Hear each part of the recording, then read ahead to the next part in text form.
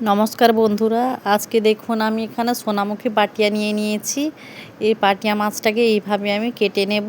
এর যে উপরের যে এই যে মাছের যে শিরাটা আছে, এই শিরাটাকে কেটে আমি মাথাটাকে কেটে বাদ দিয়ে এরকমভাবে বাদ দিয়ে এই ছোটো ছোটো করে পিস করে নেব।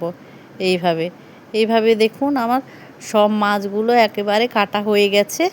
এবার আমি ভালোভাবে জল দিয়ে ধুয়ে পরিষ্কার করে নিয়ে চলে এসেছি।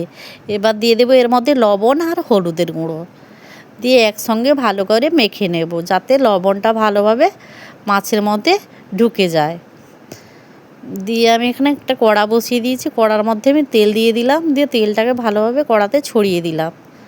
দিয়ে মাছগুলো আমি সবগুলো মাছ এখানে দিয়ে দিয়েছি। দিয়ে মাছগুলো ভেজে নেব ভালো করে। আমি এখানে আজকে এই মাছ দিয়ে বানাবো পাকা তেঁতুলের টক। তাই এই পাকা তেঁতুলের টক আপনারা কে কে খেয়েছেন আমাকে কমেন্ট করে জানাবেন। এখন শুকনো লঙ্কা এবং ফোড়ন দিয়ে আমি আবার 1 থেকে 2 মিনিট নাড়াচাড়া করে নেব।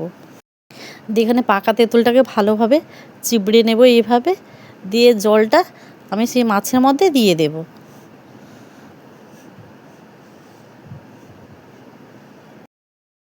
এই যে পাকা তেঁতুলের যে টকটা আজকে মাছ দিয়ে বানাচ্ছি, এটাকে আমি মাখা মাখা করব, বেশি জুস রাখবো না।